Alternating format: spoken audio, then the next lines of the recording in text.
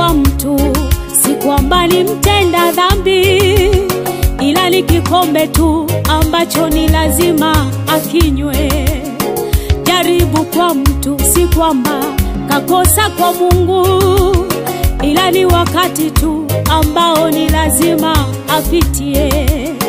Jaribu kwa mtu, si kwamba ni mtenda dhambi, ila ni kikombe tu ambacho ni lazima akinywe.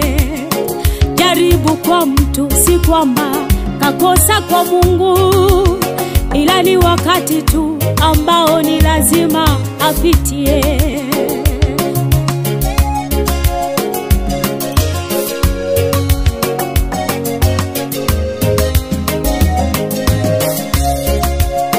Usimuone mtu anapita kwenye jaribu anavumilia, kwa sababu ni wakati wake. Maumivu aliyo nayo hawezi mpa mtu, ananyamaza kwa sababu ni kikombe chake. Hakuna aliyewahi omba kwa Mungu apitie yale anayoyapitia. Hakuna aliyesema na Mungu yampate yale yanayompata. Jaribu lingeondolewa kwa kuomba sana. Wote tungeomba tusipite kwenye jaribu. Jaribu lingekwepeka kwa kufunga sana. Ndugu yangu, wengi tungefunga tusipite kwenye jaribu. Jaribu lingeondolewa kwa kuomba sana. Wengi tungefunga tusipite kwenye jaribu. Jaribu lingekwepeka kwa kuomba sana. Ndugu yangu, wengi tungefunga tusipite kwenye jaribu.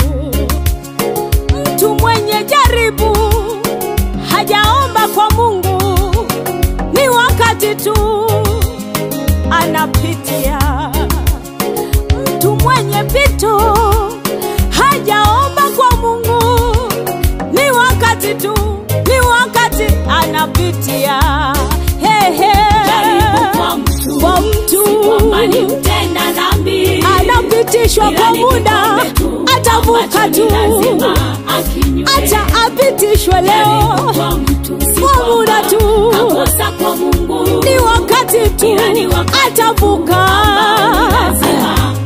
Wengi wanalia, wengi wamechoka, lakini ni kwa muda, ni kikombe tu.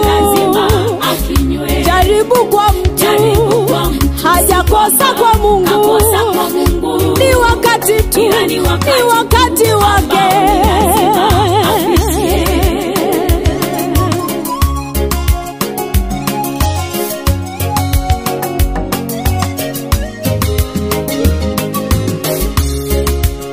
Kulikuwa na Ayubu aliyemcha Mungu. Mungu mwenyewe alijivunia Ayubu. Ayubu hakujua kwamba ipo siku moja itafika atapita kwenye jaribu.